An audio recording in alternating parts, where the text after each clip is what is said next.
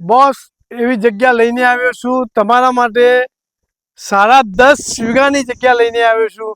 એક પગ રોડ ઉપર અને બીજો પગ જમીનની અંદર એવી સરસ મજાની જગ્યા લઈને આવ્યો છું।